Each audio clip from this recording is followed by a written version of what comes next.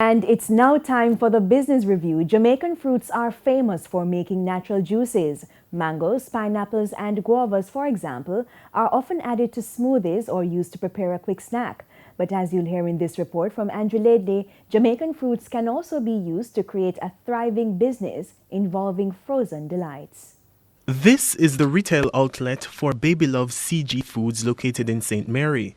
It's the home of Vineyard Town Premium Blend Ice Cream. The company has been operational for 2 years. CEO Larry Gardner says the business has been growing steadily, but he notes that there are challenges. Everyone said, why have a store like this in the country? You should be in Kingston, you should be in Montego Bay, because that's where the people are. And so the challenge has always been how to market, how to get people through the door, how to be consistent, how to sustain. Notwithstanding those obstacles, Mr. Gardner says the goal is to take his product to the world. With that in mind, he noted that expansion plans are already in train. We're currently building out a small factory. We've kind of outgrown what we have in the back right now. And so the walk-in demand, and we're now in supermarkets, the supermarket demand has been phenomenal. And so we're expanding for that, more on the production side. The ice cream maker told our news team that the company has over 30 flavors.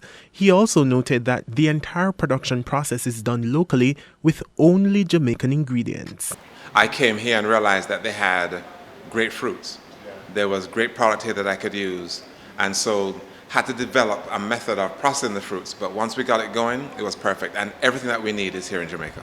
We buy from the farmers, we work with RADA, and they send farmers to us. We buy all the produce from them, and then we process everything in-house. No GMO, no preservatives, no eggs, no dairy, and it's as simple as possible as far as our ingredients.